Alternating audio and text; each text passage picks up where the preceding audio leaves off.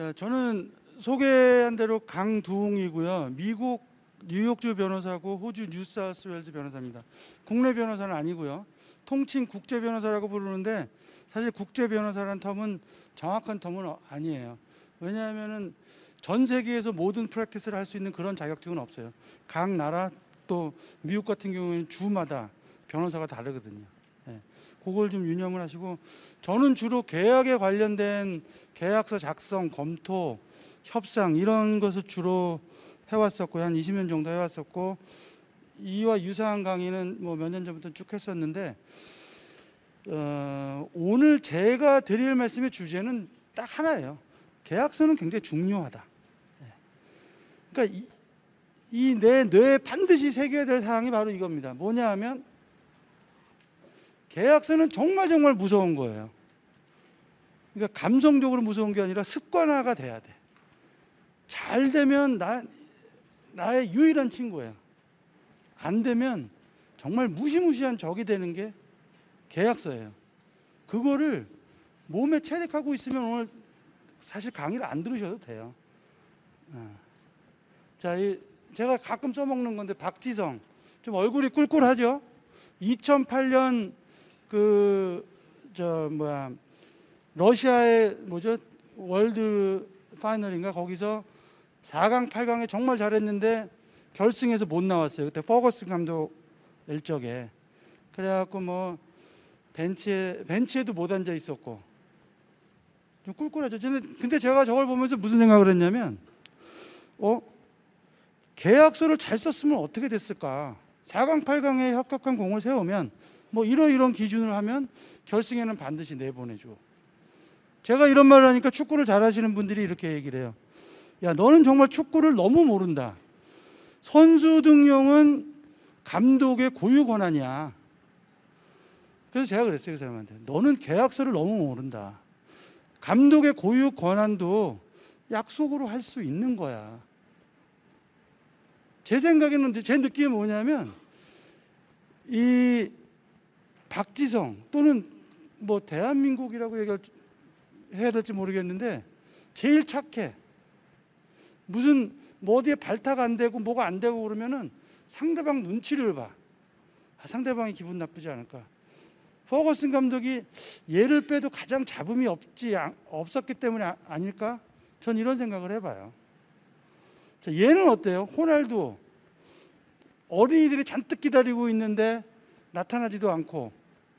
근데 이것도 역시 만약에 계약에 이렇게 안 나타나고 그러면 엄청난 액수의 뭐 수십억의 페널티를 때리는 조항을 썼다고 한다면 얘가 안 나왔을까요?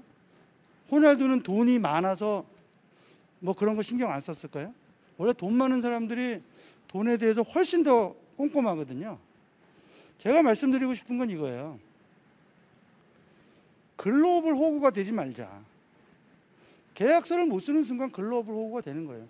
이거 옛날에 뭐 청와대에 계셨던 뭐 김현종 통상 뭐 유명하신 분이죠. 이분이 하신 말씀인데, 우리가 반드시 새겨야 돼. 이 마인셋을, 계약서에 대한 마인셋을 바꾸셔야 되고, 그게 제 강연의 주제입니다, 사실은. 자, 지금부터 제가 이 페이지에서 쭉 말씀드릴 건데, 내가 만약에 이런 생각을 하고 있었거나 한다면, 내가 호구구나. 말은 좀 죄송하지만, 또는 내가 뭔가 상대방하고의 딜에 있어서 호구가 될 확률이, 가능성이 높구나 라고 생각하시면 돼요. 첫 번째가 이거예요. 나는 인간관계라고 믿었는데 이해관계였어. 계약서가 이해관계죠. 인간관계 아니에요. 인간관계는 친구, 가족과 하면 되는 거예요. 뭐 이런 말 많이 하죠. 믿음의 관계 뭐. 근데 계약서는 못 믿어서 쓰는 거예요. 그게 기본 전제예요. 나도 못 믿고 너도 못 믿고 네 속마음을 못 믿고 내 머리의 기억을 못 믿어. 그래서 계약서를 쓰는 거예요. 자, 이런 질문 되게 많죠. 저한테 전화 오시는 분 중에서 너무나 많은 사람이 이 질문을 하세요. 일반적으로 뭐라고 쓰냐. 이게 이제 호구 넘버 원이에요. 계약서에서 일반적인 조항이 있어요? 일반적인 조항인데 나한테 불리하면 그래 일반적이야? 써야 돼. 미국 사람들이 이 말 잘해요. 이거 왜 이렇게 썼니? 아, 이거 그냥 계약서에 들어가는 거야. 아, 그래? 알았어. 그 다음에 무슨 말인지 몰라. 나 이건 뭐 어려워. 그러면은 저한테 전화할 게 아니라 상대방한테 물어봐야 돼요. 아, 이거 계약서에만 이렇게 써야지 사실은 이런 말이야.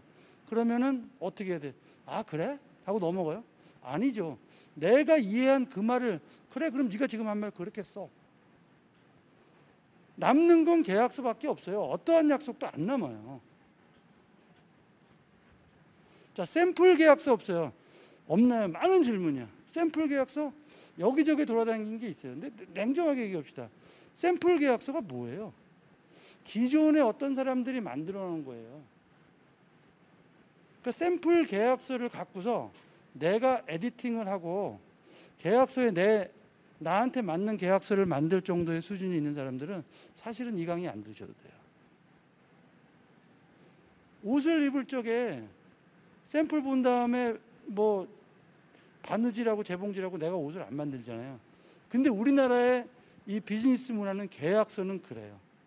샘플을 찾고 그래서 이런가 보다 하고 의미도 없이 그냥 번역된 대로 그냥 바꿔 쓰는 거예요. 근데 매우 위험해요. 이런 건 어때요? 번역시켜. 번역하면 쭉 나와. 근데 냉정하게 얘기해서 여기 번역사도 계신지 모르지만 번역은 가능하지만 그 뜻을 몰라. 뜻을 모른다는 건 워딩을 모른다는 게 아니라 왜 거기 그 계약서에 그 문구가 있는지를 이해를 못하고 번역하는 경우가 되게 많아요. 자, 이게 제일 많이 듣는 얘기. 제가 늘 이렇게 얘기해요. 반드시 계약서를 쓰거나 검토할 때 외부 자문을 돈 내고 받아라. 매우 중요해요. 그러니까 뭐 예를 들어서 소위 말하는 무역이 발달한 나라, 뭐 영국, 미국, 뭐 이런 애들은 말할 것도 없이 중국, 뭐 대부분의 유럽 나라, 인도 계약서 검토를 받지 않고 스스로 계약하는 나라가 그렇게 많지 않아요. 외국 애들이 우리나라 집 살 때 10억 정도 집 사잖아요. 변호사 안 끼잖아요. 놀래요. 어떻게 그럴 수가 있냐고. 달러빚을 내서라도 계약서를 체결하기 전에 반드시 어드바이스를 받아야 돼요. 가난한 기업일수록. 큰 기업에 나중에 뭐 소송 가서 뭐 몇억 몇십억 깨지더라도 붙으면 되잖아요. 그런데 계약서를 사인하기 전까지가 계약의 모든 순간에서 가장 중요해요. 근데 그것을 깨닫지를 못하는 거예요. 그 다음에 이거, 상대방이 기분 안 나쁘게. 변호사님, 이런 질문하면 상대방이 기분 나쁘지 않을까요? 뭐 우리가 욕했어요? 상대방한테 당연히 질문해야죠. 처음 거래하는데 너 뭐니? 너 법인 등기부 등본 있니? 회사 재무제표 좀 줘봐봐. 너 사업자 등록증 있어? 그 다음에 니네 거래업체 레퍼런스 좀 줘봐봐. 기분 나빠요? 그거 갖고 기분 나쁘다고 하는 사람은 뭐예요? 사기꾼이에요. 그거 갖고 화내는 사람도 있어요. 너 뭐 이런 걸 물어봐. 날 못 믿어? 아까 제가 뭐라 그랬어요? 계약서는 못 믿어서 쓰는 거예요. 계약서를 쓰기 전에 상대방을 알아야죠. 많은 분들이 저한테 전화해서 인터넷 보고 뭐 하고 뭐 성금을 하셨대. 당했대. 상대방을 어떻게 하고 여기 아마 있으실 거예요. 2천만 원, 3천만 원, 뭐 1억, 2억 먼저 쏘시는 분들 되게 많아. 상대방이 뭘 하는지도 모르고. 그 다음에 그러니까 그냥 어디서 그냥 공짜 뭐 이렇게 대충 검토해서 찾아보려는 계약서를, 그런 분들 사실은 되게 위험해요. 비즈니스 습관에 계약서, 뭐 계약 회계도 마찬가지지만 예산을 짤 적에 법률 비용, 회계 비용을 정해서 써야 되는 거예요. 그게 리스크 매니지먼트에 매우 중요한데 아직까지도 그렇게 안 돼 있어요. 습관이 우리나라에서. 자, 계약서, 뭐 컨트랙이라고 하고도 하고 어그리먼트라고도 하죠. 차이점 아는 분 있으세요? 카톡 하시는 분 차이점 아세요? 똑같아요. 네. 가끔 중국 애들이 땡땡땡 어그리먼트 컨트랙이라고 써. 잘못된 거죠. 계약서에 똑같아요. 저번에 어떤 그 공고가 났는데 우리나라 뭐 지원받는 거. 컨트랙은 뭐 더 법적으로 바인딩되고 어그리먼트는 약한 개념이래.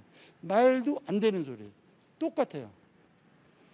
자, 이거 많이 듣죠. Memorandum of Understanding, MOU라고. 그러면 MOU는 저 맨날 물어보는 얘기인데 이번에 MOU는 법적인 계약서입니까 아닙니까?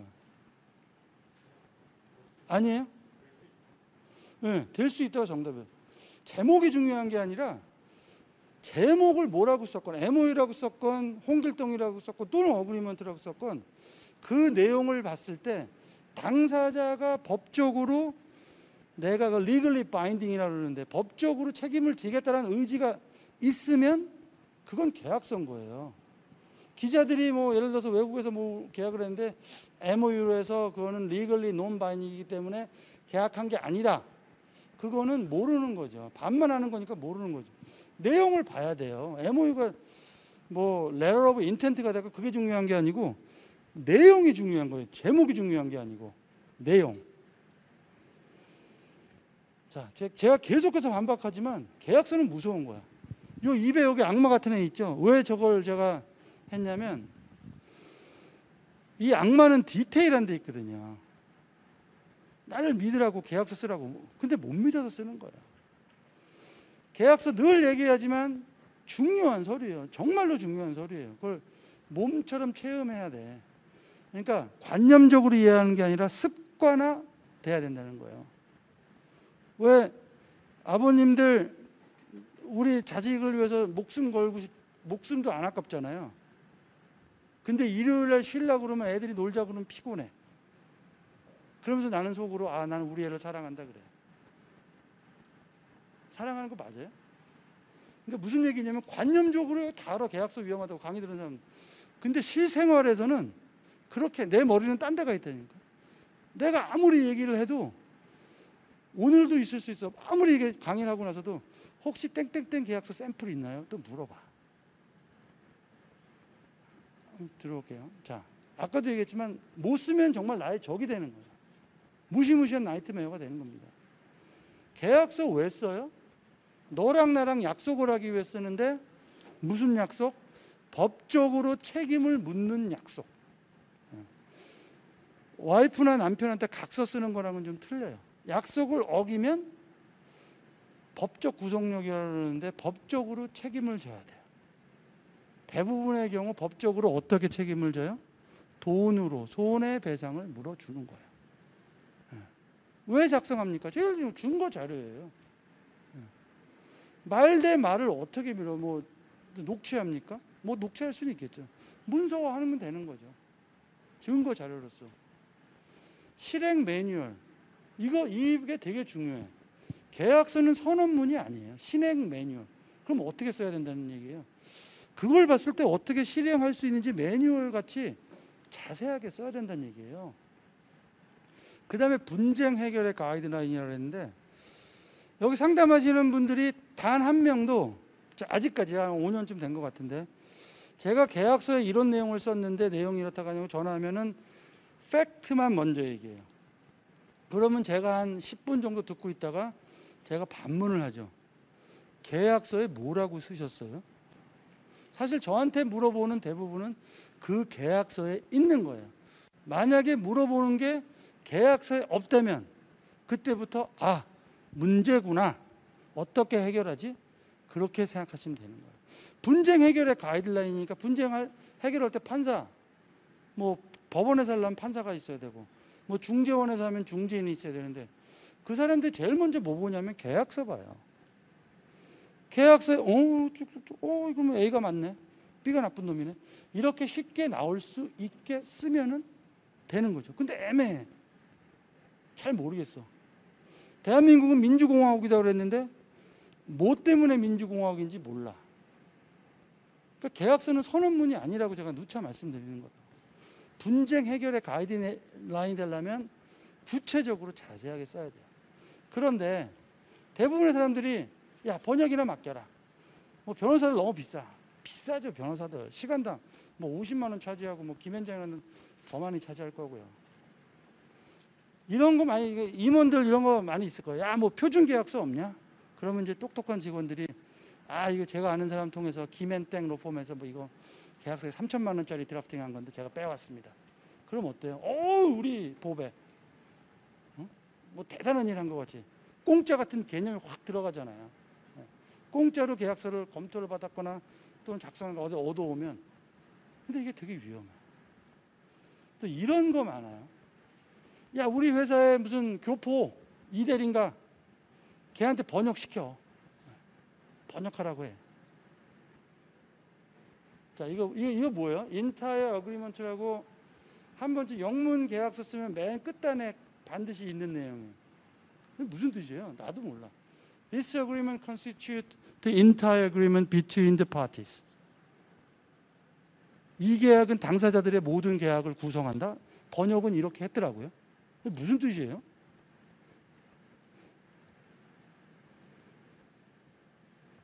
이게 대표적으로 제가 이제 강의할 때 쓰는 건데, 계약서 검토는 계약서 번역이 아니에요. 아니라고요. 혹시 이거 뜻 아시는 분 있으세요? 이따 나중에 설명할 텐데,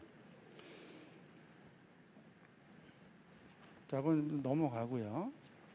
자, 이런 스타일도 있어요. 이게 이제 우리나라 상사, 제가 경험한 상사나 실무진들, 임원님들 협상할 때, 보통 이제 임원 대기업에서는 한 20, 30년 무역이나 뭐 이런 인터내셔널 트레이드의 경험이 많으신 분이 영어 잘하는 미국 유학파 대리 이런 친구랑 같이 써. 협상을 하는데 맨날 밀려. 야, 그 미국 놈들이 야, 관할지 바꾸겠냐? 안 바꾸죠. 야, 이거 안 먹히겠지? 야, 우리 이러지 말고 실무적으로 풀자. 그래요. 이사님이 경험 베테랑이신데요. 그리고서는 협상 안 하고 어디를 가요? 그 협상 장소 밑에 호텔에 가서, 야, 내일 회장님한테 계약 성사됐다고 보고해야 될 이 기쁨에 우리 한 건 했어. 계약서를 개떡같이 썼는데 어떻게 실무적으로 해결합니까? 대부분 이런 임원들은 몇 년 지나면 안 계세요.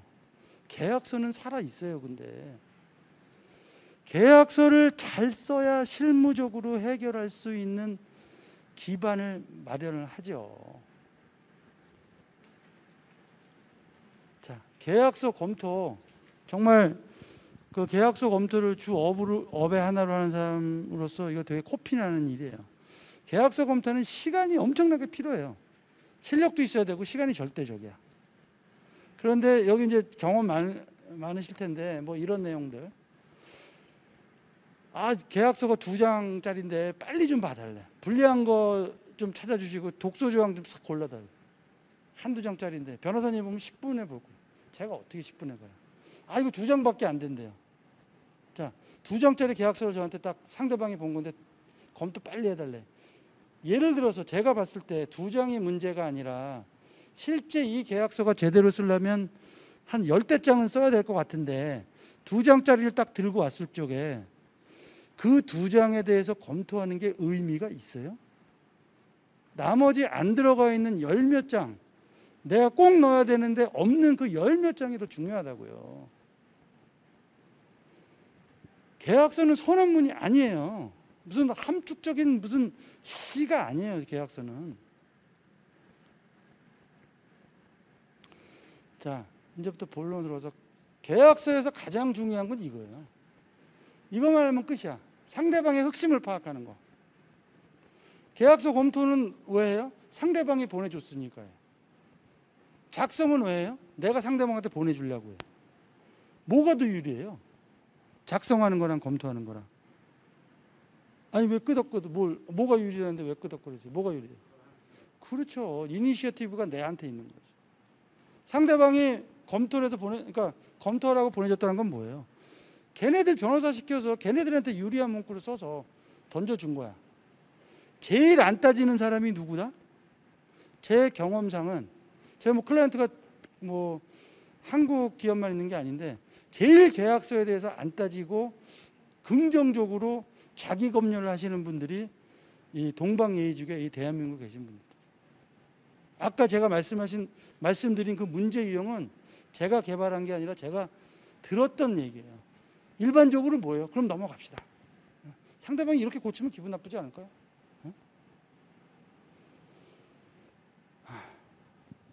核심을 파악하는 이게 가장 중요해요. 그러니까核심이란 건 뭐냐면 왜 거기에다 그 문구를 썼는가, 그 목적이 무엇인가. 그러면 머릿속에 연상을 해야 돼. 이런 문장이 이런 문구를 써서 어떤 일이 일어날 것인가. 뭐 엑스워크 같은 거, 엑스워크가 뭐예요? 공장 앞에다 내놓는 거잖아요. 그 다음에 모든 것은 바이어 책임하에 리스크의 이전이 공장 앞에서 일어나는 거잖아요. 왜 그럴까? 무슨 뜻이에요? 난 공장에 쌓아놓기만 하겠다. 그 다음부터는 책임 안 져. 이런 뜻이죠. 그럼 나한테는 그 의미가 뭐예요? 그 이후에 물건이 하자가 생기면 누구를 상대로 소송을 해야 돼요? 책임은 내 책임이니까. 셀러 대 바이어에서 X웍은 그 공장에 피고 FOB는 배에다 싣고 나서고 요 분기점이 있잖아요. 분기점을 넘어갔을 때는 그러니까 셀러 책임, 바이어 책임이잖아요. 이 당사자의 기엔 그래요. 그러면 배가 가다가 자빠졌어. 배에서. 그러니까 배가 가다가 뒤집어졌어. 그럼 FOB인 경우에 수입자가 수출자한테 책임을 물을 수 없다라는 거예요. 그럼 누구한테 물어요? 선사한테 물어야 돼. 그럼 선사한테 다 받을 수 있어요? 어떨 것 같아요? 다 받을 수 있을 것 같아요? 특별한 경우가 아니면 못 받아요. 국제법에 이렇게 써 있어. 원래 선사들이 워낙 힘이 많기 때문에 비례를 보면 가격이 있지 않고 거기 뭐 토니지 같은 게 나와 있다고요.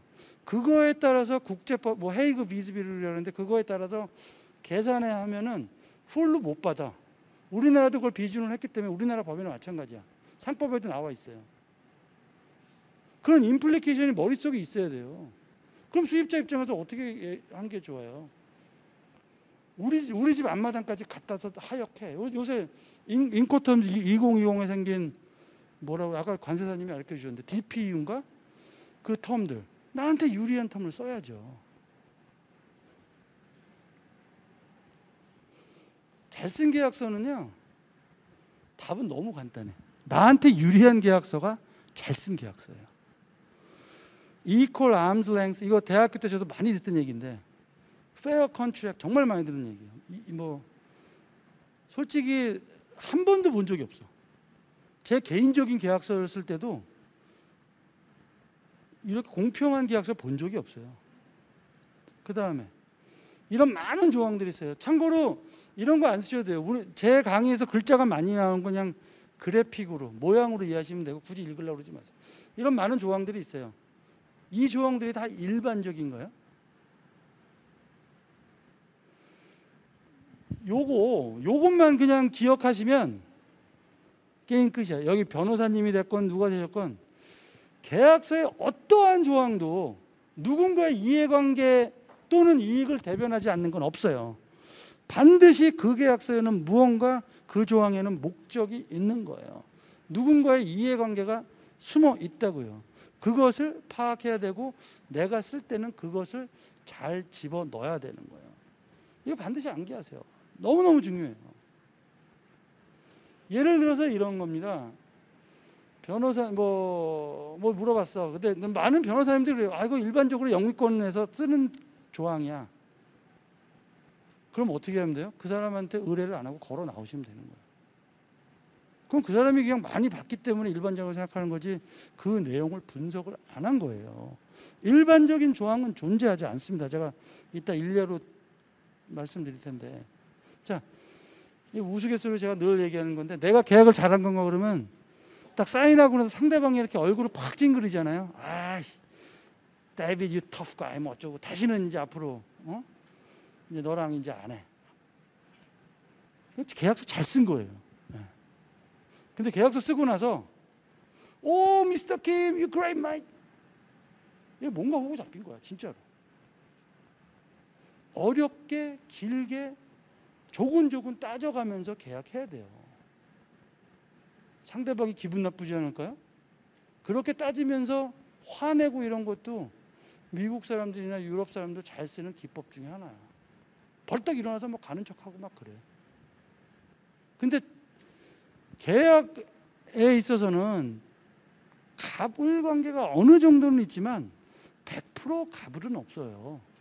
그들도 갑도 그 을에게 그 을과 계약하는 것은 무언가 갑의 입장에서 강점이 있기 때문에 유리한 게 있기 때문에 그 을을 골라서 계약을 하는 거예요. 그걸 잘 찾아야죠. 자, 실전 연습이라고 했는데 제가 아까 말씀드렸는데 계약서는 독립선언문이 아닙니다. 계약서는 구체적인 실행 매뉴얼이에요. 그런데 이런 거 되게 많죠. 이런 문구 좀 써보셨나요?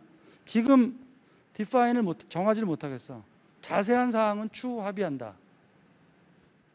어때요? 괜찮은 것 같아요, 이 문장? 바쁜데 일단은 계약서 쓰고 사인하고 자세한 사항은 나중에 한다. 굉장히 효율적이지 않나요? 어떤 것 같아요? 물론 안 되죠. 계약서는요, 지금 이 순간 자세한 사항을 협의하기 위해서 쓰는 거예요. 자세한 사항이 추후에 합의되지 않으면 뭐 계약서 무효시켜요? 한도는 정해야죠. 지금 정할 수 없으면. 가격을 정할 수 없다. 그러면 내년에 뭐 CPU의 2%를 맥시멈으로 한다든지 아니면은 뭐 갑의 마음대로 한다든지 적어도 가이드라인으로 정해야 된다고요.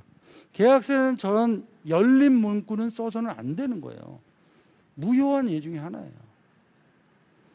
당연히 법적 효력이 있게 써야 되고 그렇게 쓰려면 논리적으로 써야 되고요. 그 다음에 실현 가능성 있는 얘기를 해야 돼요. 실현 가능성에서 너무 벗어난 얘기는 무효가 될 확률이 높아요. 뭐 1항을 어기면 한강에 떨어진 바늘을 찾아준다. 근데 의외로 그런 컨셉들이 되게 많아. 불가능한 얘기 또는 너무 과한 얘기. 손해는 한 1,000만 원 났는데 100억을 물어준다. 무효가 될 가능성이 많아요. 아까 얘기한 사람을 얼마나 믿냐요? 못 믿어서 쓰는 거예요, 계약서는. 그걸 반드시 염두에 두셔야 되고. 자, 계약서 기본적 이건 수출입 계약서인데 당사자, 그다음에 대금 지불, 딜리버리 관련, 품질 관련, 기간 3년이다 5년이다. 그다음에 어떻게 해지한다. 분쟁은 어디서 해결한다. 그다음에 계약 체결하는. 요게 기본적인 포맷이에요, 사실. 자, 요거는 Exclusive Distributorship Agreement의 목차만 뽑았어요. 제가 말씀드렸다시피 글씨가 많은 거 그냥 모양으로 보시면 되고 혹시라도 Exclusive Distributorship Agreement를 쓰려면 요 목차를 보면 대충 어떤 구성이란 걸 이해할 수 있을 거예요. 이거 나중에 보시면 되고요. 네. 자, 아까 하면 독점 계약, 독점 판매, Exclusive Distributor, 독점 공급, 독점 대리, 판매 공급.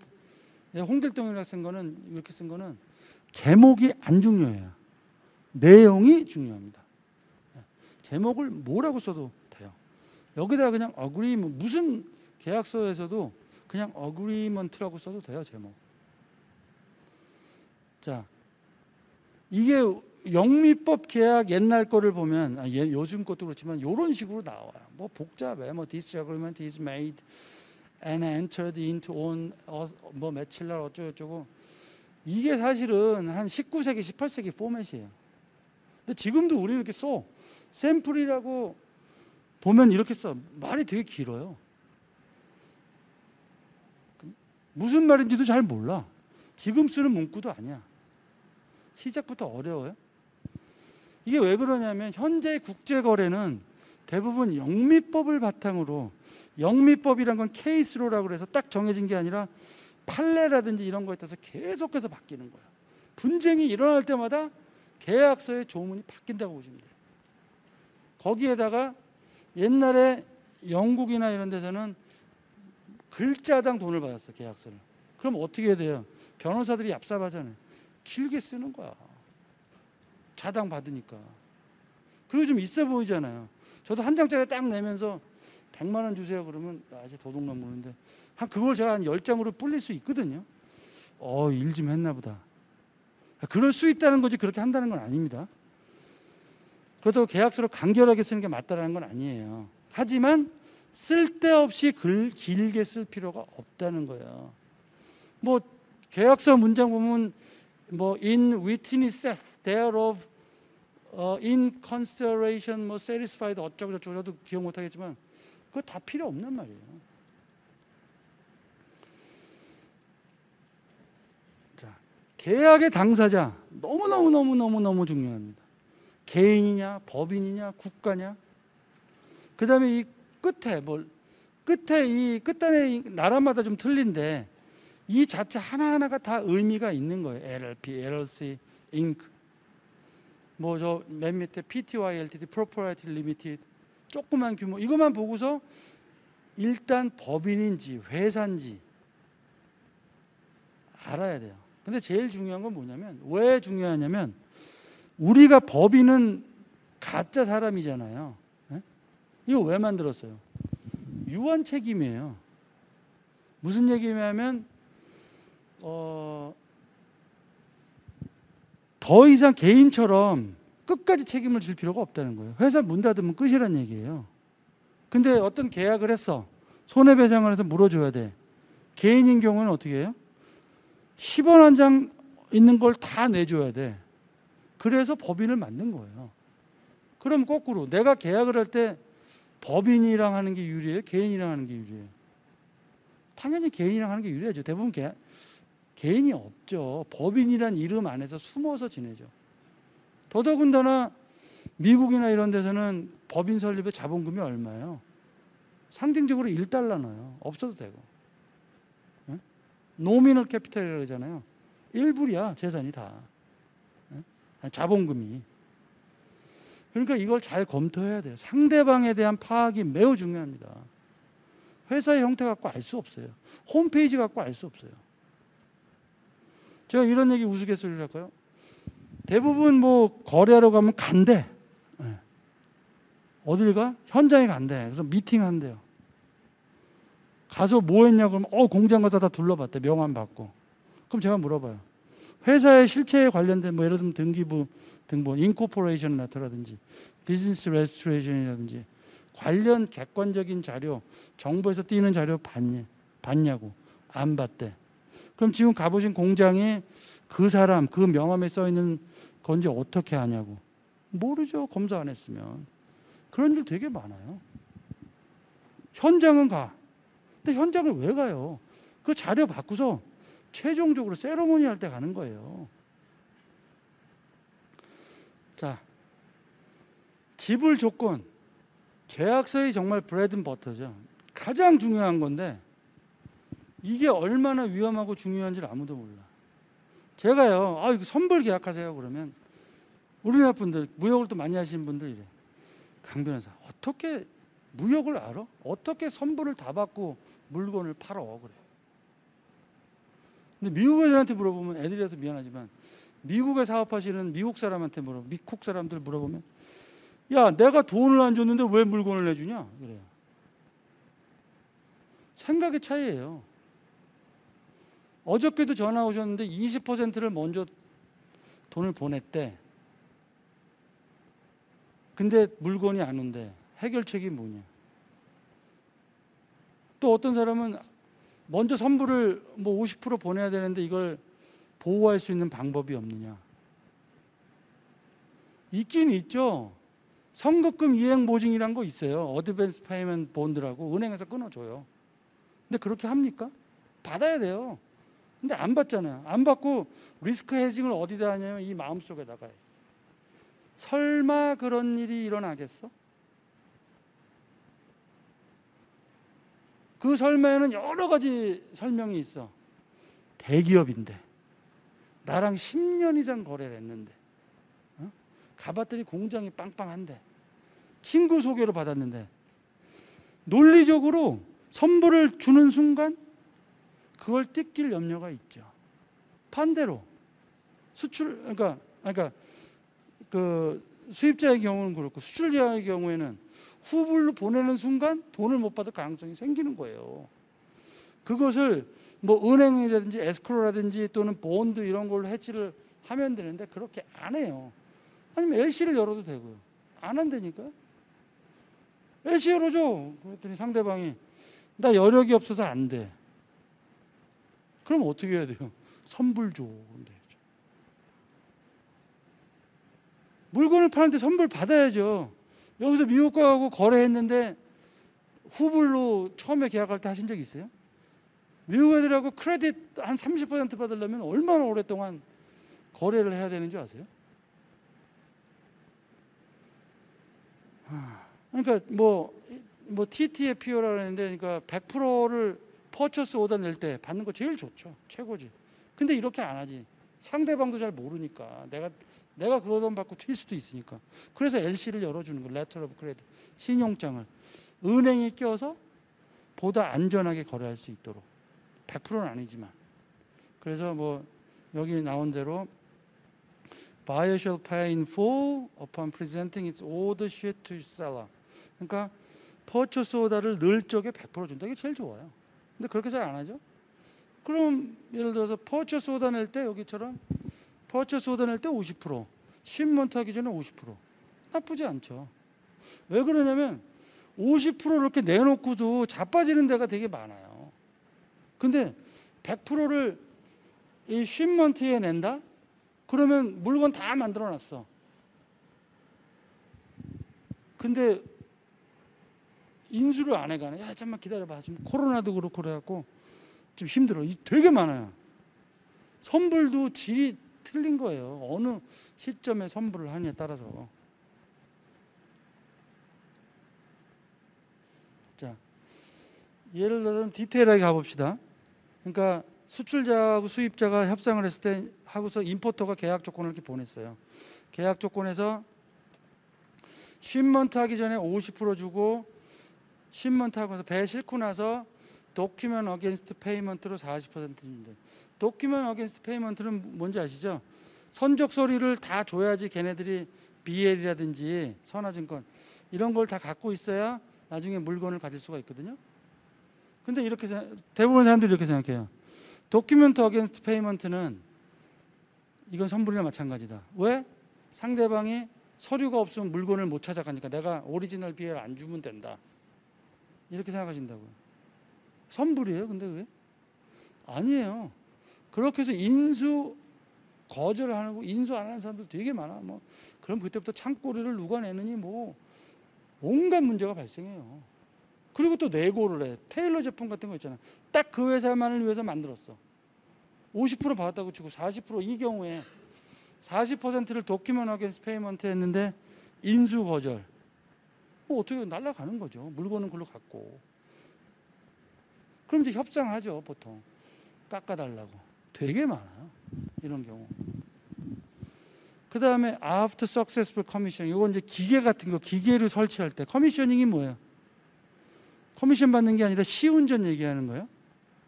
시운전 할 때 뭐 10% 남겨놓죠. 상당히 디테일합니까?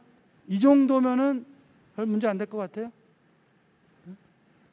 그럴 것 같아요? 그리고 다행히도 우리 수출자 쪽에는 똑똑한 이대리가 있었어요. 그래서 이대리가 이렇게 고칩니다. 50%는 PO, 플레이싱 PO, 퍼처스 오더 낼지 50% 내고 나머지 50%는 LC로 하되 40%는 S사이트. 뭐예요? 선적하자마자 서류 받아서 내고 하는 걸 S사이트라고 그러죠. S사이트 LC. 우리나라 일람불이라고 하는데. 그 다음에 10%는 뭐예요? Submission of Independent Inspector's Certificate Stating Successful Commissioning. 무슨 말이에요? 제3자 검사기관에서 OK라는 사인을 첨부하면 아까 얘기한 Successful Commissioning은 뭐가 문제예요? 누가 결정을 해 그걸? 항상 요거 갖고 10% 인도 사람들이 되게 잘해. 요거 갖고 10% 띄어먹는 거야. 잘 돌아가는데 바이어가 아니래. 무슨 얘기냐? Successful Commissioning이라고 계약서 쓰지 않았냐? 내가 볼 때는 아닌데? 그래서 아까 Successful Commissioning 이렇게 쓰면 괜찮냐? 아니라고요. 그걸 누가 판단해? 판단하는 주체가 있어야죠. 아니면 수치를 써놓든가. 뭐 1분에 50회 이상 돌아가면 Successful Commission이라고 한다든지.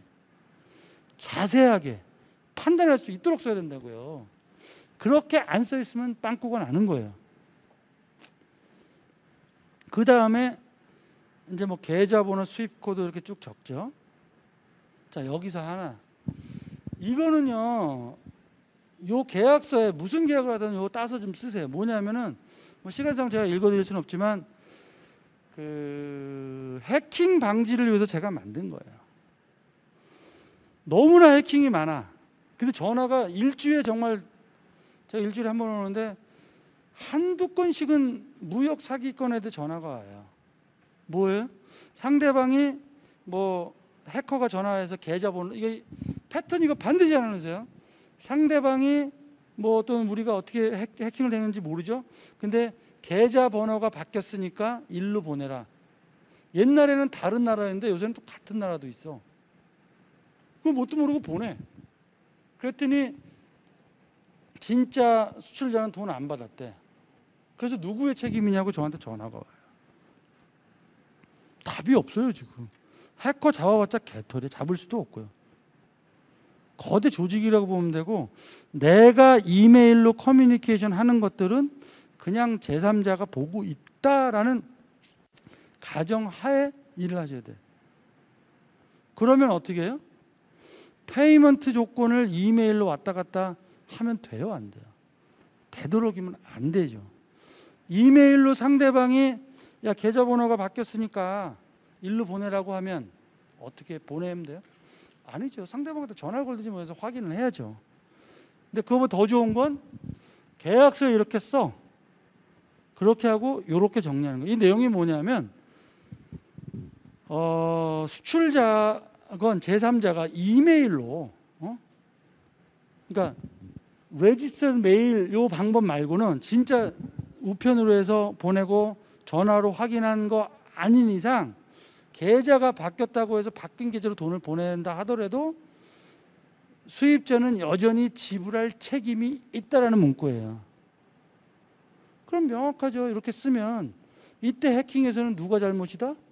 돈 잘못 보낸 사람이 잘못인 거예요.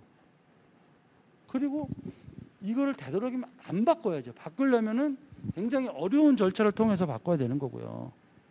그리고 상대방이 여기 수입하시는 분들 되게 많이 그렇게 보내는데 절대 그렇게 하시면 안 돼요.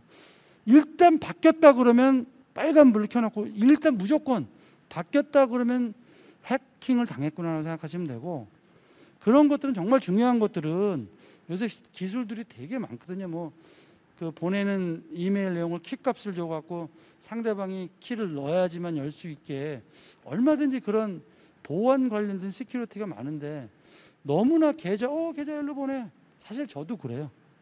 근데 그렇게 하면 안 되는 거예요. 거기다도 계좌번호 바뀌었다 그러면 바뀌었나 그러고 다른 나라인데도 의심을 안 해. 근데 요새는 이제 의심하는 사람이 많아지니까 같은 나라의 계좌까지 하더라고요. 조심해야 돼요. 자, 이거 되게 중요한데 프로덕트 퀄리티. 이거 갖고 분쟁이 많은데 acceptable 스탠다드가 뭐예요? 그냥 이 물품은 바이어가 만족해야 된다. 또는 이렇게 쓰면 돼요. 기준을 정하지 않는 순간 문제가 되는 거예요. 샘플을 저기 있는 대로 샘플을 정하든지, 스페시피케이션을 뭐 요거 몇 미터, 요거 몇 그램, 그다음에 톨러런스 레이트, 허용 오차는 몇 프로, 이렇게 써야 돼요. 정해야 된단 말이에요. 되게 중요합니다. 그 기준이 있어야 뭐가 디펙트인지 알죠. 하자가 뭔지를. 그걸 정함이 없이 그럼 분쟁이 생기는 거예요.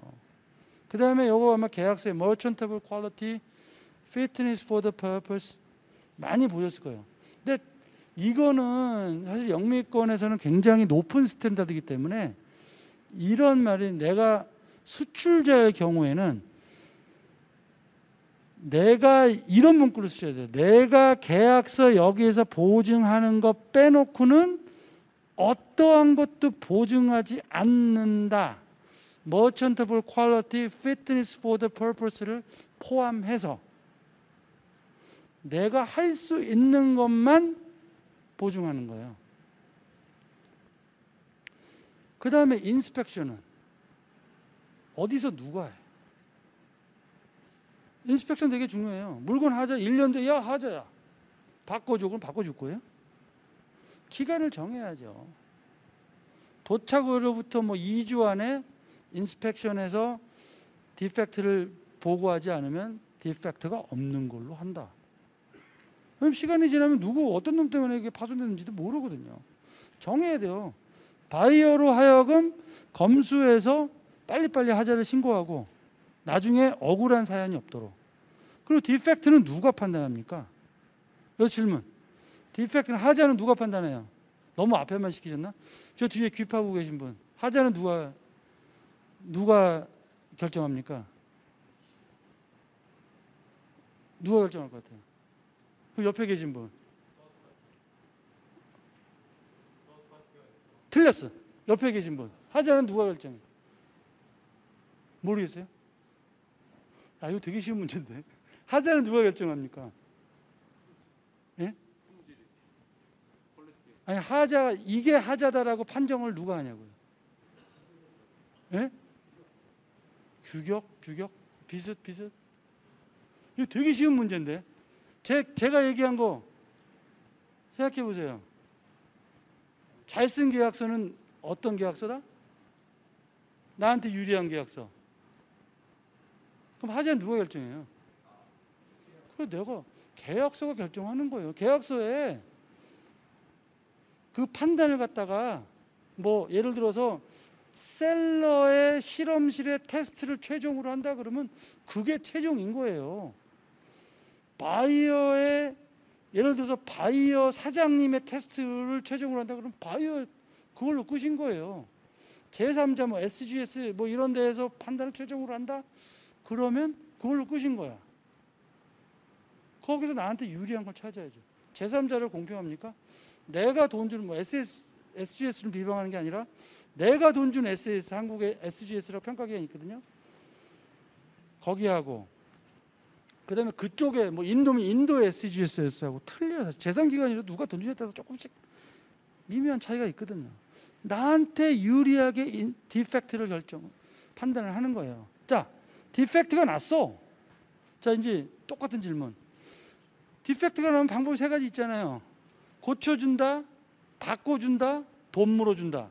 이건 누가 결정합니까? 네? 크게 말씀해서 마스크 꼈으니까 침 안 튀기니까 누가 결정해요? 아니, 고개 숙이지 마시고 넥타이 매신 분 누가 결정해요? 제가 원래 막 가까이 가는데 언택이라서 안 가고 있어요. 누가 결정해요? 아시는 분? 이거 모르면 안 돼. 그러면 제가 강의를 예? 딩동댕. 내가 결정한다고 쓰면 내가 결정하는 거예요. 계약서가 다 답이라니까요. 저한테 물어보실 게 아니라 계약서 다 써 있어. 이렇게 쓰면 돼. 예를 들어 수출자. 디펙트 판단 기준 다 나왔죠? 그럼 그럴 경우에 리플레이스하거나 리페어하거나 리펀드 한다 at seller's sole discretion. 그럼 뭐예요?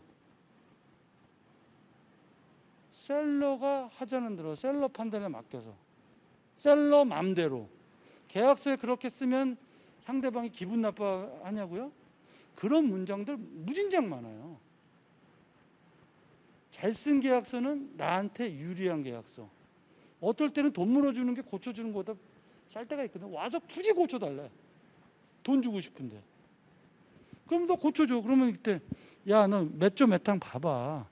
내 판단에 의해서 세 개 중에 하나를 선택하게 돼 있잖아. 라고 얘기하면 되는 거야. 돈 줄게. 자, 품질 보증에 대해서 한번 얘기해 보자고요. 바이어 입장에서는 다 책임지는 게 유리해. 당연히 그러죠. 그럼 문구를 어떻게 쓰면 돼? 이 물건으로 인해서 발생한 모든 손해, 간접 손해, 뭐 그다음에 파생 손해, 뭐 그다음에 지재권에 대한 침범 이런 거 다 포함해서 모든 걸 다 물어준다. 이렇게 쓰면은 바이어한테 유리하죠. 다 물어주니까. 그다음에 기간도 없어. 평생 뭐 계약 끝나서라도 인데피니트 그런 문장이 있어요. 계약 끝나고서도 몇 년 있다가 진대. 간접 손해. 간접 손해가 뭐예요? 물건에 하자가 있어서 직접적으로 일어나는 뭐 딜리버리라든지 뭐 이런 것들이 있는데 간접 손해는 내가 뭐 팔았을 때 기대 이익이라든지 이런 것들이 간접 손해거든요. 그 쉽게 얘기하면 이거예요. 내가 1,000만 원짜리 기계를 100개를 팔았어. 1,000만 원짜리 기계 100개면 10억이잖아. 근데 그 중에 한 개 1,000만 원짜리 기계에 하자가 생겼어. 그래서 바이어가 뭐 클레임 맞고 뭐하고 뭐 그래서 1억의 손해를 봤다고 생각해 봅시다. 그러면 1억을 다 물어줘야 되나요? 어떻게 생각해요? 1억을 다 물어줘야 돼요? 예? 딩동댕. 근데 이분한테 물어볼 걸. 계약서에 써 있는 대로. 그래서 그렇게 상업, 뭐 커머셜 이런 비즈니스를 잘하는 미국 사람들 계약서를 보면 딱 보면 계약서 조항만 봐도 좋은 로펌에서 썼는지 나와요. 어떻게 쓰냐면 수출자는 직접적인 손해에 대해서만 책임을 진다. Indirect consequential damage에 대해서는 책임을 안 진다. 거기다가 추가로 쓰죠. 혹시나 오해할까봐 다시 한번 언급하는데 수출자의 책임은 판 금액 이상을 초과하지 않는다. 거기다 또 써요. 혹시나 또 오해할까봐 쓰는데 판 금액이라 하면 100개의 모든 그 10억이 아니라 사고를 일으킨 그 개별 품목의 기계의 값을 의미한다. 그럼 기계 하나 때문에 10억을 이렇게 정했으면 기계 하나 때문에 10억, 뭐 1억이든 10억의 피해를 바이어가 졌다고 해봅시다. 그러면 우리는 얼마를 물어주면 돼요? 다시. 그럼 얼마 물어주면 돼요? 네? 못 들으셨나? 계약서 이렇게 쓰는 거야. 수출자의 책임은 판매한 개별 품목의 가격을 넘지 않는다라고 썼어요. 근데 수입자가 그로 인해서 뭐 간접 손해니 기타 등등 따져서 뭐 1억 또는 뭐 5억의 손해를 봤다고 칩시다. 그때 얼마 물어줘야 돼요?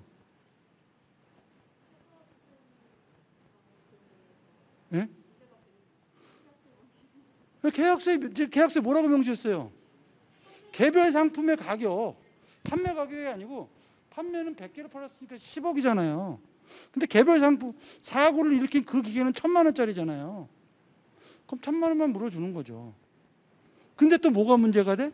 그 나라의 또 법이 문제가 돼. 소비자법 뭐 이런 거. 그러면 또 어떻게 써요? 잘 쓴 좀 더 좋은 포맷도 또 이런 문구를 또 달아. 이 1,000만 원 외에는 개별 상품의 가격 외에는 너희 나라에서 법에서 주어진 다른 권리는 행사할 수 없다. 까지도 써요. 황당해요. 계약서는 기본적으로 사적 자치기 때문에 애지간하면 당사자가 약속한 게 가장 우선시 되는 거예요. 그게 기준이에요. 무효가 될까봐 뺄 필요가 없다라는 거죠. 자, 그래서 셀러 입장에서, 수출자 입장에서는 내가 물어줄 수 있을 것만 명확하게 써야 된다는 거예요. 그게 기간이 됐건 액수가 됐건 그 다음에 물어주는 방식이 됐건 내 마음대로 at seller's sole discretion. 자, 요 기간 얘기하면 기간이 그냥 이거 갖고 제일 많이 물어보시는데 에이전트 계약에서 통상적으로 몇 년이 좋아요? 이런 거 질문하시는 몇 년이 좋아요? 예? 안 들려. 더 크게 마이크를 드릴까? 길수록 누구 입장에서? 그렇죠. 에이전트 입장에서는 길수록 좋아요. 다리가 아파서 계단으로 가야겠다. 생각해보세요. 에이전트 입장에서 물건을 받아다가 이제 시장에 쫙 깔고 돈 많이 들었는데 어느 날 갑자기 너 이제 에이전트 그만하래. 열 받아요, 안 받아요? 소송이 가장 많이 일어나는 부분이에요. 좀 이따가 그 터미네이션 포 컨비니언스 조항에서 얘기하겠지만 가장 많이 받아. 근데 셀러 입장에서는 어때요? 그러니까 프린서플하고 에이전트라고 그러는데, 프린서플의 입장에서는 옛날에 미스터 킴한테 맡겼어. 시장이 조그만 때는 괜찮았어. 근데 물건이 너무 잘 팔려. 그럼 계속 얘를 밀어줄 거야? 아니에요. 이제는 삼성이나 현대랑 딜해야지. LG나. 시장이 커졌어. 미스터 킴의 캐파로는 안 돼. 근데 때마침 LG나 삼성이나 뭐 대기업에서 야, 내 물건값 더 쳐주고 미니멈 퍼체스 오다 최소 물량도 10배로 해줄게. 그럼 바꾸고 싶어요? 안 바꾸고 싶어요? 결국은 뭐 나한테 유리한 거. 에이전트 입장에서는 기간이 길수록 유리하고요. 기간이 어떤 사이 없이 계속해서 자동 연장되는 것이 유리하죠. 그러니까 대부분 이런 경우 일정한 매출을 계속해서 지켜주면 그 독점권이 계속 유지가 될 수 있도록 해야 된다고요. 에이전트 입장에서는.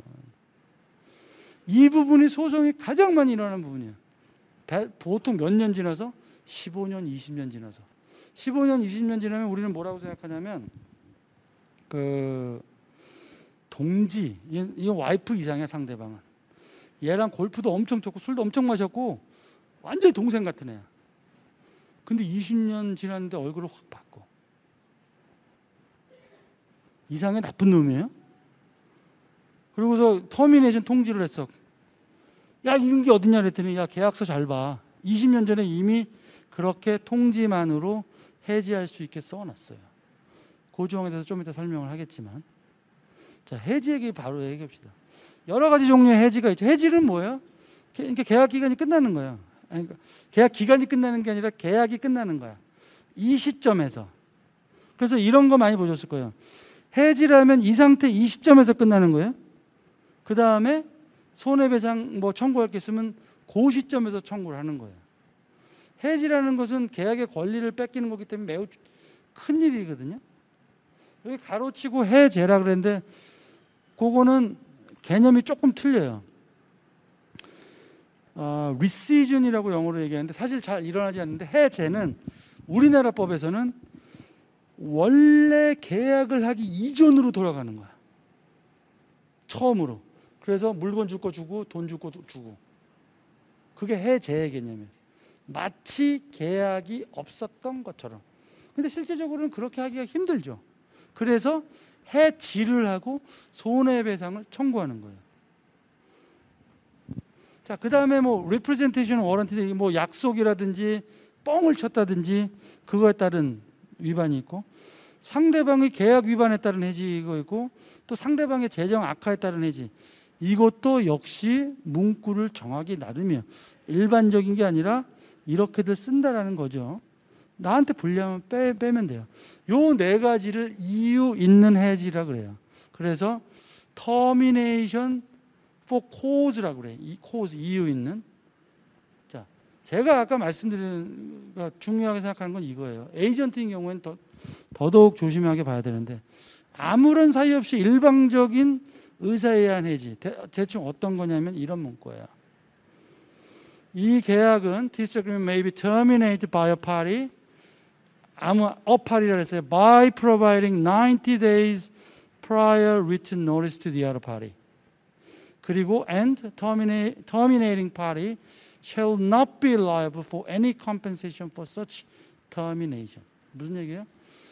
한 얘기인데 90일의 통지만으로 어느 파티든 이 계약을 해지할 수 있고, 해지를 한 당사자 파티는 어떠한 책임도 없다. 뭐 그런 뜻이죠. 그 공평한가요? 공평해요? 문구가 파티니까 아무나 해지할 수 있으니 공평해요? 문장상으로만 공평하죠. 에이전트가 해지를 할 필요가 뭐가 있어요? 수입 안 하면 되지. 이건 에이전트한테 불리한, 가장 소송이 많이 일어나는, 우리가 소위 뭐 제가 그런 표현 쓰기 싫은데 독소조항 중에 하나예요. 여기 계신 분이 에이전트가 있다면 오늘 가셔서 내 계약서에 이런 조항이 있는지를 보세요. 하루아침에 내 에이전트십이 날아갈 수 있는 조항. 이런 조항이 제가 사건을 맡았던 몇 가지 중에서도 이미 20년, 주로 뭐 제가 맡는 사건이 20년 지나서 이런 소송이 발생하는데 꼭 이게 있어. 그럼 무슨 얘기예요? 20년 그 이전에도 계약할 때 미국 사람들은 저런 문구를 썼다는 거예요. 나쁜 놈이에요? 그 회사의 입장에서 유리한 거 아니에요?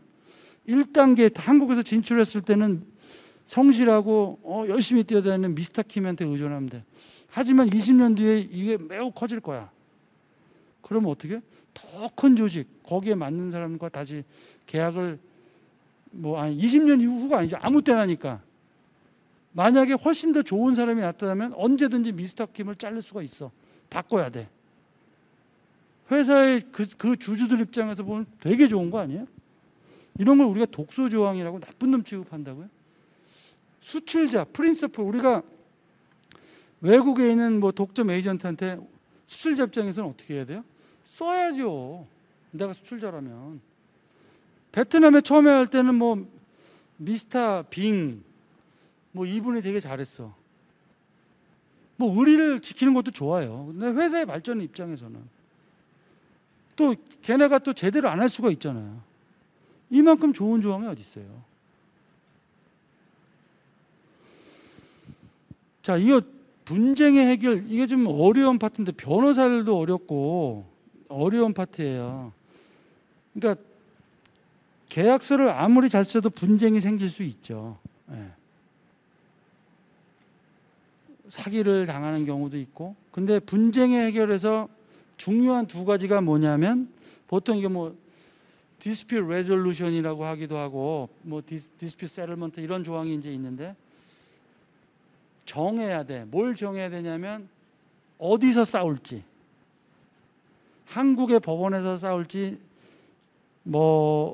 미국 니네 나라 니네 주의 무슨 법원에서 싸울지, 한국의 대한상사중재원에서 싸울지, 니네 나라 상사중재원에서 싸울지,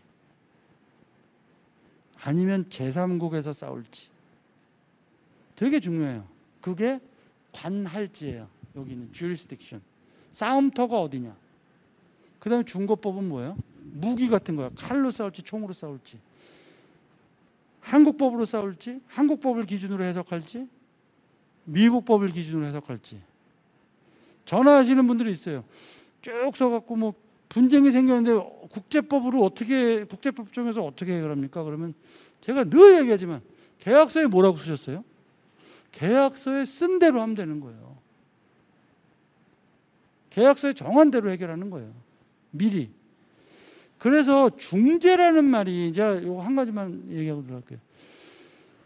보통 우리가 착각하고 있는 게 중재는 사후적인 처방이라고 생각을 해요. 중재라는 건 그거 아니에요. 싸움의 당사자들 불러갖고 화해시키는 걸 보통 중재라고 생각을 하잖아요. 아니에요.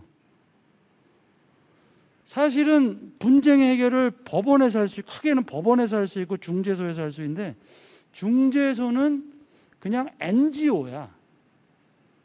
이 자체로서 아무런 권력이 없어. 그런데 뉴욕 컨벤션, 뉴욕 협약 이런 거 들어보셨죠? 그런 나라들이 모여서 각국의 중재원에서 나온 어워드라는데, 결정문은 요거는 인정해 주자. 그래서 힘을 실은 거예요.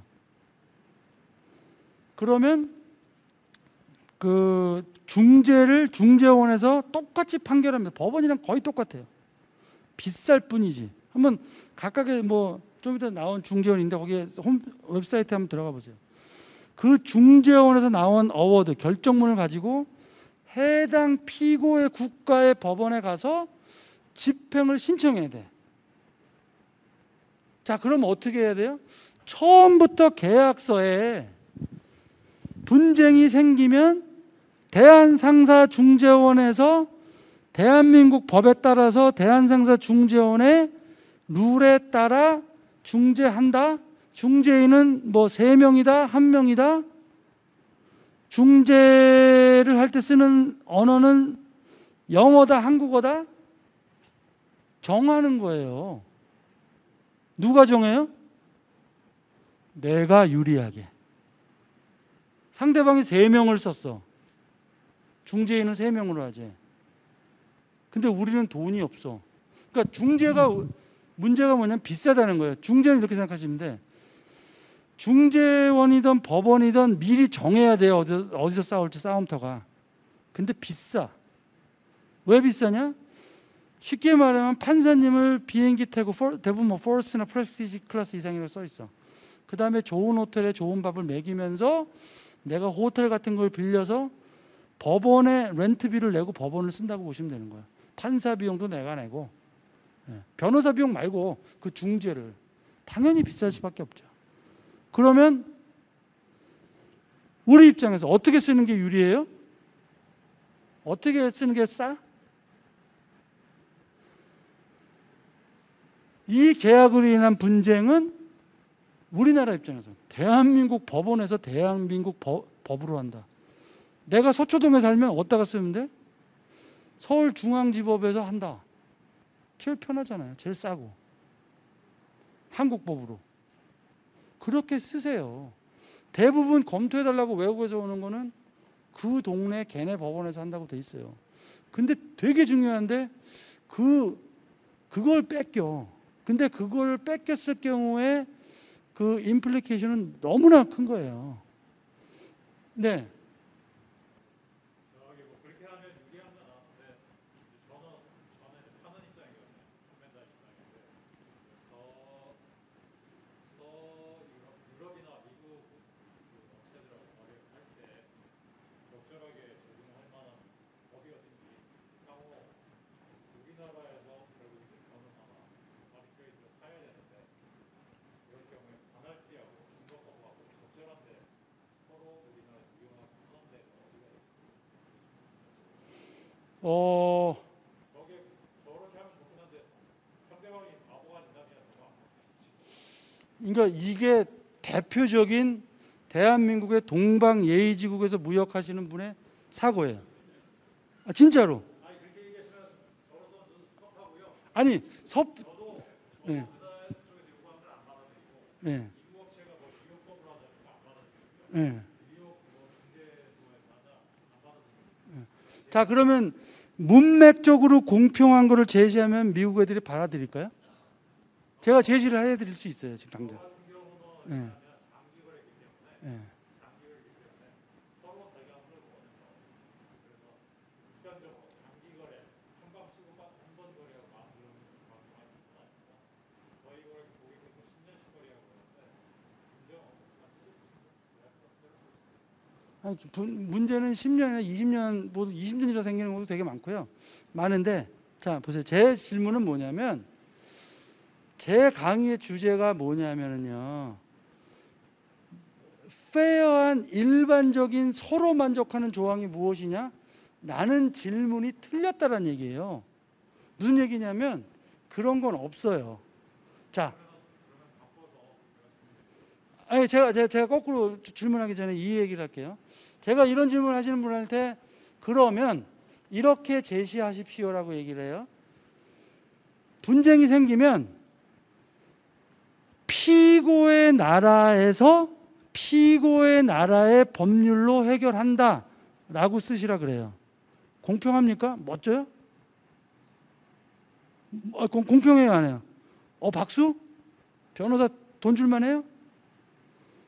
자, 그런데 잘 보세요.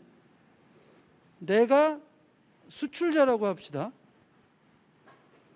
그런데 나는 선불을 100% 받았어.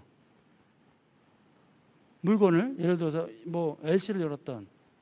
자, 그러면 여기에서 수출자가 법원은 피고의 나라에도 소송한다 그러는데 수출자가 소송을 할 가능성이 얼마나 돼요? 거꾸로 수입자 입장에서 돈은 다 냈어. 그 다음부터 일어날 일들은 뭡니까? 품질에 대한 이슈가 제일 많잖아요. 문맥으로 봤을 땐 공평해. 근데 이건 누구한테 유리한 조항이에요? 수출자한테 유리한 조항이죠. 왜? 수출자는 100% 돈 다 받았으면 소송할 일이 별로 없어요. 그러니까 왜 이런 말씀을 드리냐 하면 계약서가 사람의 몸하고 되게 비슷해. 100% 유리한 계약서도 없고 페어한 계약서도 없는데 계약서를 어떻게 전략적으로 가장 상대방하고 싸움에 있어서 유리하게 가져내는 거 이거예요. 그리고 니즈도 달라. 지금 예를 들어서 무조건 외국으로 가져가면, 그러니까 이런 여기다 이제 추가를 하면 이런 분쟁이 있어서 제3자 요새 뜨고 있는 홍콩, 그다음에 씨악, 저 싱가포르에 있는 인터내셔널 아비트레이션 센터 엄청나게 장사 잘 되거든요. 가면은 변호사 쓰려는데 시간당 100만 원짜리가 너무 많아. 요새 좀 이런 말 하면 좀 그렇지만 싱가포르 그 씨악 그 주변에 전 세계 떨거지 중재 변호사들 다 있어. 영국 변호사들이 뭐 시간당 뭐 100만 원 한다니까 호주 변호사들 그거에 한 뭐 반 정도 해준다고 우리 능력 똑같다고 선전하고 그래요. 엄청나게 많아. 왜 그래요? 이론적으로는 니네 나라 말고 우리나라 말고 공평하게 제3국에서 하자. 이게 컨셉이에요. 이게 사실 국제 중재의 기본적인 컨셉이었어요. 공평해요? 왜 안 공평해? 아니라고 하셨는데 왜 안 공평해?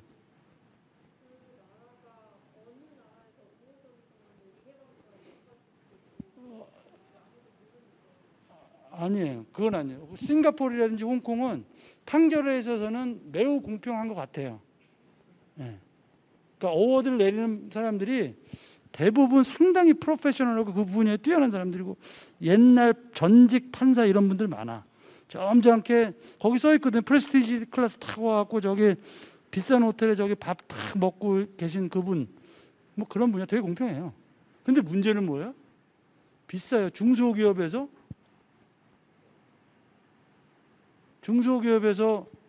우리나라에서 하면은 한 2, 3천만 원 들 걸 거기서 1, 2억 주고 해야 되는데 제3국 가서 거기 너 중재원 비싸다 그랬지. 참고로 한번 그 사이트 들어가서 비용들이 다 있으니까 보세요. 물론 중재에 유리한 점도 있어요. 한 방에 끝낸다. 네? 뭐 모모에서 하는 중재는 파이널이다 이렇게 하면 돼. 그런데 그 자체가 너무 비싸. 중소기업에서 감당이 됩니까? 돈 많은 사람이 이기는 거예요. 중재원에서. 적어도 뭐 몇백억, 몇십억 이런 거 갖고 해야 되는 거예요. 우리나라에서 FTA 할 적에 미국 FTA 할 때 ISD 할 때 어디로 하기로 했어요? 익시드라고 월드뱅크 산하에. 미국의 어마어마한 자본가들이 수천억짜리 싸움을 하는데 변호사 비용만 해도 몇십억 들고 저번에 버자야에서 뭐 우리나라 JDC를 상대로 4조 4천억을 청구한대. 유리해요? 비용의 문제가 너무 커요. 그거는요, 내가 예를 들어서 제주도야. 상대방이 무슨 어마어마하게 큰 미국의 굴지의 그룹이야. 누가 유리해요? 돈 많은 사람이 유리한 거예요. 그렇게 할 필요가 없다는 거예요. 무슨 말이냐면, 그리고 정말 공평하게 쓴다 하더라도 그런 문구가 있는지 모르겠지만 그래도 어차피 아까 말씀하신 뭐 유럽이라든지 미국에서 이 관할지만큼은 안 받아주려고 막 때를 써. 지가 갑이든 을이든. 반대로 우리나라는 지가 을이면 알아서 봐줘. 내가 갑이더라도 절대 푸시를 안 해. 근데 이 컨시퀀스는 너무나 커. 미국 법원에 산다고 그랬어. 그럼 한국에 있는 사람들이 거기까지 가서 변호사 구하려면 얼마나 힘들어요. 또 미국 변호사 써야 되고. 비용도 뭐 유럽도 그렇고 미국도 그렇고 런던, 프랑스 엄청 비싸. 그리고 다 왜 비싸냐면 다 그러니까 유저 페이 개념이에요. 우리나라 법원이 되게 싼 편이에요. 좀 중국도 우리나라보다 훨씬 비싸요, 변호사 비용이. 그래서 내가 그래 설득시키라고. 야, 우리나라 굉장히 페어하거든요. 사실 다른 아시아 국가에 비해서 비용 엄청 써요. 변호사값 좀 막말로 똥값이야. 한 미국에서 변호사 비용의 한 5분의 1, 10분의 1도 안 될 거예요. 중재소에서 쓰는 비용의 정말 20분의 1도 안 될 거예요.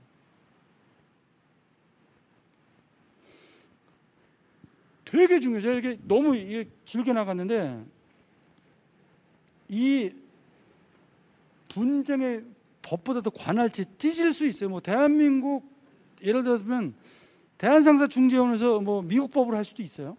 그거 정하기 나름이야. 하지만 이제 세트로 대부분 따라다니죠. 근데 이 관할지가 너무너무 중요합니다. 그리고 저는 솔직히 말씀드리면 제 개인적인 생각인데, 저는 중소기업 하시는 분들한테 절대 중재원을 분쟁의 관할지로 쓰라고 추천을 절대 안 드립니다. 왜? 비싸서. 시간은 어때? ICC 원래 중재라는 거는 법적인 그런 요소보다 비즈니스적인 요소를 하고 좀 더 빨리 끝나자, 한 방에, 이런 취지로 되어 있는데, 지금 실제 중재는 거의 재판하고 똑같고 시간도 되게 많이 걸려요. 그다음에 거의 영국제도 많이 쓰기 때문에 뭐 도큐먼트 디스커버리라고 해서 왔다 갔다 하는 것도 그렇고 시간도 그렇고 비용도 그렇고 저는 중소기업에 추천 안 합니다. 삼성하고 뭐 미국의 뭐 유명한 회사, 뭐 큰 회사, 걔네들 할 때 뭐 중재하면 되겠죠, 씨약에서.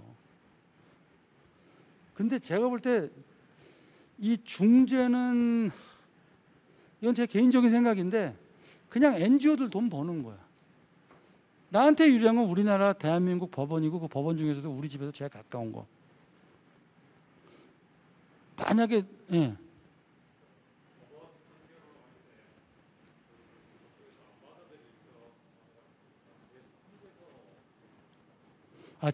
제3국에서, 그러니까 대한민국에서 난 판결문을 갖고서 그렇게 할 수도 있어요. 그러니까 예를 들면 미국하고 한국하고 거래를 하는데 일본 법원에서 하자, 호주 법원에서 하자 정할 수 있어요. 가능하죠, 이론적으로. 근데 둘 다 힘들잖아요.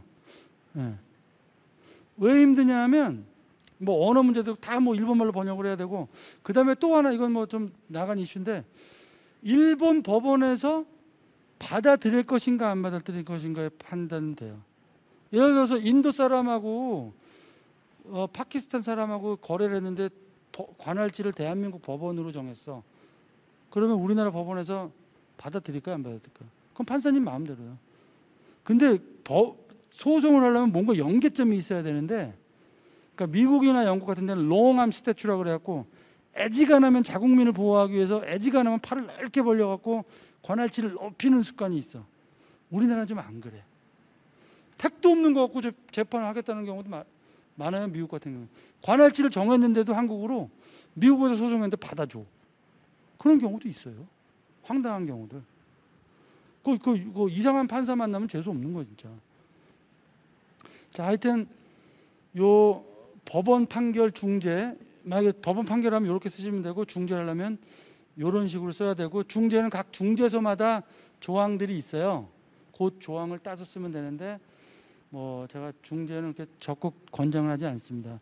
여러 유명한 중재소가 있는데 한번 웹사이트 들어가셔갖고 한번 보세요.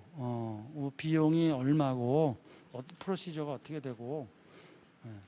왜냐하면 정해야 되거든요. 중재는 나중에 하는 게 아니라 계약서를 쓸 때 정해야 되는 거예요. 그러니까 엄밀하게 따지면 중재가 아니라, 이거 번역을 하면 사설기관 재판이라고 번역을 해야 돼, 사실은. 재판의 공신력은 뭐예요? 그 나라 법원에서 하는 거기 때문에 망치로 땅 때리는 순간 그 말 자체가 법이야. 지켜야 돼. 근데 이건 아니에요. 어워드가 딱 내려지면 그 어워드를 들고서 피고 나라 법원의 집행부, Foreign Judgment Enforcement라는 게 있거든요. 거기 가서 이렇게 어워드를 받았으니까 망치로 때려주세요, 집행해 주세요라고 해야 돼요. 그러면 그때 집행이 되는 거예요. 그러니까 2번 드는 거예요, 실제적으로 얘기해서. 그러면 어떨 때는 내가 피고의 나라, 그러니까 내가 만약에 소송을 많이 안 할 때는 아까 얘기한 대로 상대방 국가로 정해도 돼요.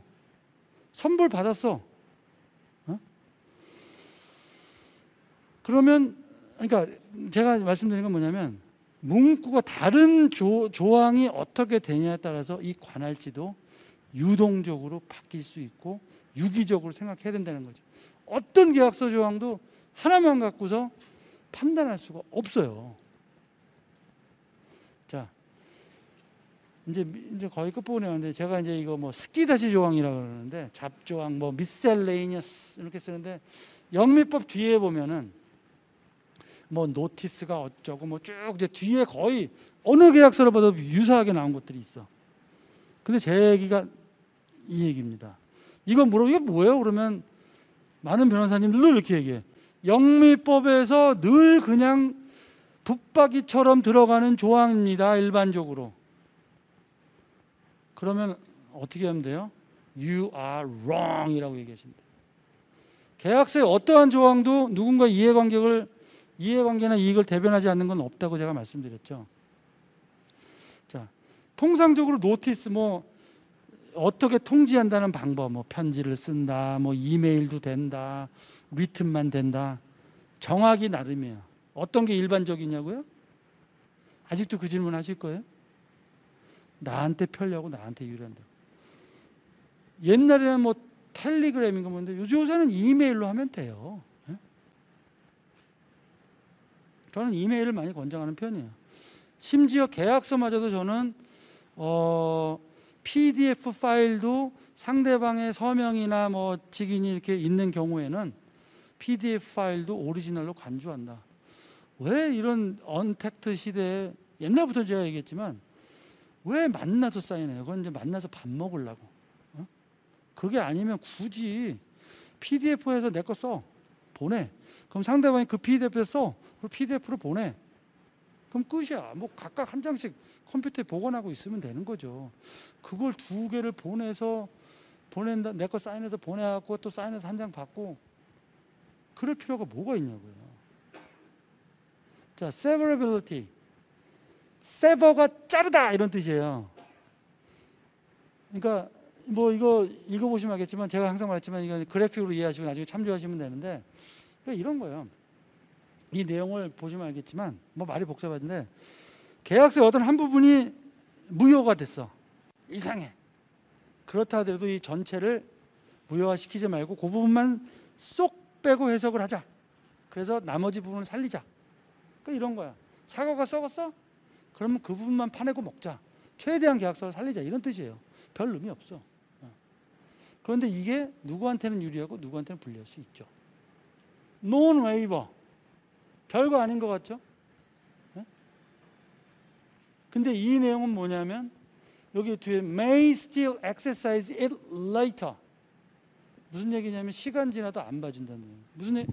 이런 거 이제 계약 해지할 때 많이 쓰는데 그 미니멈 퍼체스 개런티 아시죠? 뭐 계약 기간에 얼마 이상을 해야지 된다. 이렇게 그 최소 구매 물량. 그거는 수출자 입장에서는 작게 기간을 짧게 할수록 유리해요. 당연히 그럴 수밖에 없죠. 근데 뭐 예를 들어서 이렇게 봅시다. 한 달에 100개 하기로 해서 3년 동안 한 달에 100개씩 쭉 했다고 쳐봅시다. 근데 얘네가 한 2-3달쯤에 100개를 못하고 95개를 했어. 근데 그 다음에 105개를 했어. 근데 계약 조항에 이렇게 써 있네요. 계약 조항을 어기면 뭐 계약을 해지할 수 있다. 그리고 요 조항이 있어. 그때 행사하지 않았더라도 나중에 행사할 수 있다. 잘했어 이 사람이. 5년이 지났어. 근데 더 좋은 바이어가 나타났네. 그때 자 빠이빠이 90일 통지로 빠이빠이를 시켜. 그러면 얘가 야, 너 어떻게 그럴 수가 있어? 3년 전에 오고 잠깐 그렇게 한 거를. 너 왜 그때는 해지 안 하고 그때는 아무 말 없더니 왜 지금 해? 그러면 요 조항을 디미는 거야. 여기 이렇게 써 있잖아. 나중에 행사해도 된다고. 너 그때 어겼잖아. 5년 전에. 목적이 있는 거예요, 계약서가. 추상적인 개념이 아니라고요. 그 다음에 이거 entire agreement 아까 얘기했던 건 뭐예요? 이런 거예요. entire agreement가 수입자한테는 되게 무서운 조항이고 수출자한테는 매우 좋은 조항이야. 무슨 얘기냐면 결론부터 말씀드리면 계약을 사인하기 전에 여태까지 내가 한 말은 뭐 리프레젠테이션이고 도큐멘트고 뭐고 다 뻥일 수도 있다는 거야. 이 계약서에서 보장한 내용, 이 계약서에 있는 내용만 계약이다. 다시 말하면 그래서 이 계약은 너랑 나랑 사이에 모든 것을 다 여기 있다. 이 말이에요. 근데 이거를 로펌이고 뭐고 뭐라고 번역했냐면 완전한 합의라고 번역을 했어요. 무슨 말이야? 완전한 합의? 그런 뜻이 아니고 요 계약서만 유효하다 이런 말이에요. 그 전에 있는 건 다 뻥이야. 이런 뜻이라고요. 그래서 계약서는 번역이 아니란 얘기예요. 목적을 갖고 있죠. 물건 팔려고 그럴 때 막 프레젠테이션 막 해, 막 죽인대, 끝내준대. 근데 계약서에 그런 보증이 없네? 그럼 뭐가? 그리고 저조항이 있어. 그럼 계약서에 있는 내용만 책임지는 거예요. 자, 포스 머저 불가항력인데 이거는 따서 쓰시고요. 시간이 많이 흘러서. 요새같이 에피데믹, 팬데믹 상황이 중요하기 때문에 불가항력 조항이 수위가 높으면 높을수록 적용이 힘들고 사실 불가항력이라는 게 사실 적용이 함부로 되면 안 되거든요. 예? 그냥 뭐 많이 물어봐요. 뭐 코로나인데 이거 불가항력 조항 해갖고 뭐 돈 안 줘도 되냐고. 아니에요. 그것도 역시 어떻게 쓰느냐 나름이에요, 사실. 예? 대부분 이제 사실 불가항력은 뭐 뭔가를 만들어주는 제조자 입장에서 뭐 파업이 났다든지 뭐 폭풍이 불어서 어쩌고 천재지변이 일어나서 그걸 유예시키거나 면책시켜주는 조항이거든요. 그래서 제 생각에 요 정도 문장을 쓰면 될 것 같고 거기다가 저 위에 밑줄 친 코로나 이런 상황이 많이 발생하니까 에피데믹, 팬데믹, 디지즈도 포함한다고 명시하는 게 좋죠. 물론 요 밑에 뭐 unforeseeable, 뭐 circumstance 이런 거 유추를 할 수는 있지만 좀 더 명확하게 써주는 게 좋을 것 같고요. 너무 좀 길었네요. 죄송스럽게. 하여튼 요거는 뭐 제 양력이니까 보시고 뭐 질문 있으면 이렇게 전화 주시면 되고 강의를 끝까지 들어주셔서 너무너무 고맙고요. 이렇게 코로나인데도 이렇게 많이 와주셔서 정말 감사합니다.